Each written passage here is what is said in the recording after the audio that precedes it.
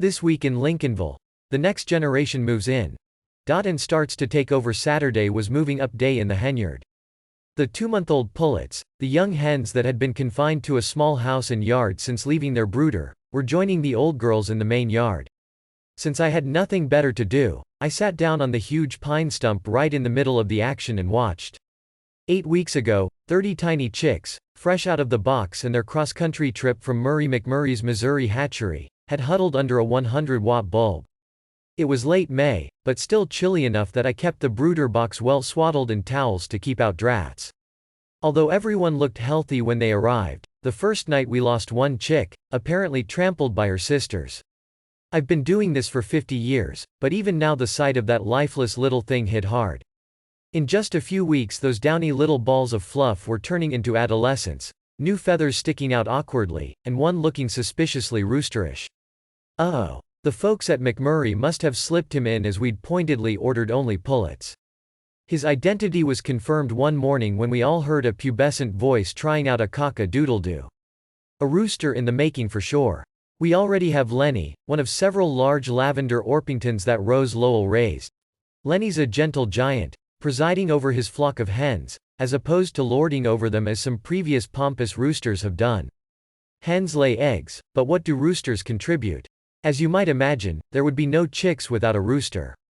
He spends most of his days, when he's not eating or patrolling the yard for intruders, hopping the hens.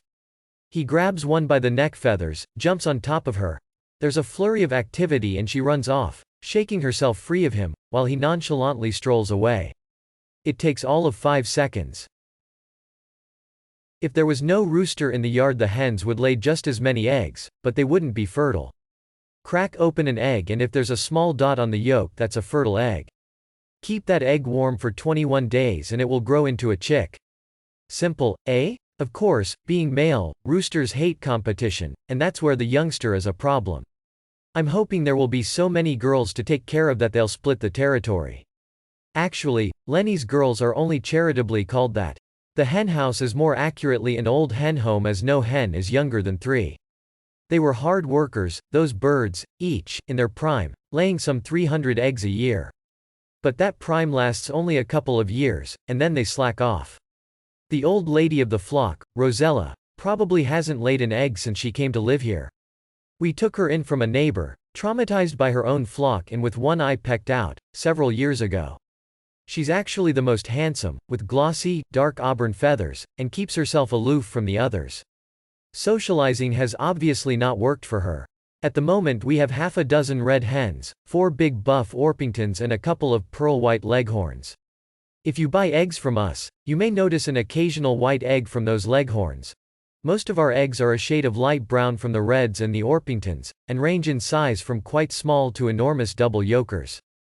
This is a function of their age, as older birds are more likely to lay oversized eggs. The Orpingtons are docile birds, and liable to go broody. Or that's what they think they're doing. A broody hen is one that insists that she must sit on the eggs. This is actually what her nature tells her to do, sit on the eggs until they hatch. Most breeds of modern hens have had broodiness bred out of them, but not the Orpingtons. One of them has her preferred nest box, and every morning when I pull down the door to the row of nests, there she is, feathers all fluffed out and settled in. There may or may not be an egg under her, and she only makes a feeble attempt to stop me from taking it.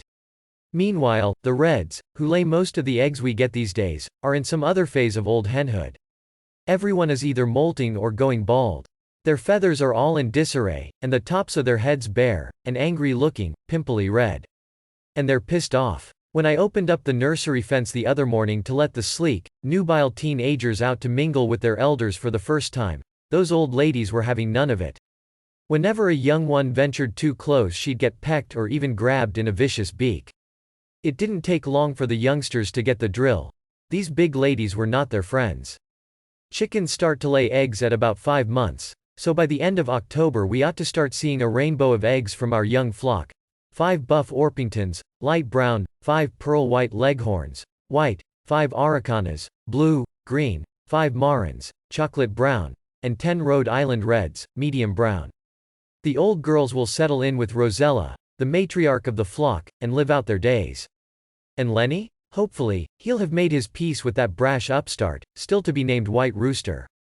With so many females running around, young and old, there ought to be enough work for both of them. If you like this videos, don't forget to subscribe my channel, press bell icon button for more videos.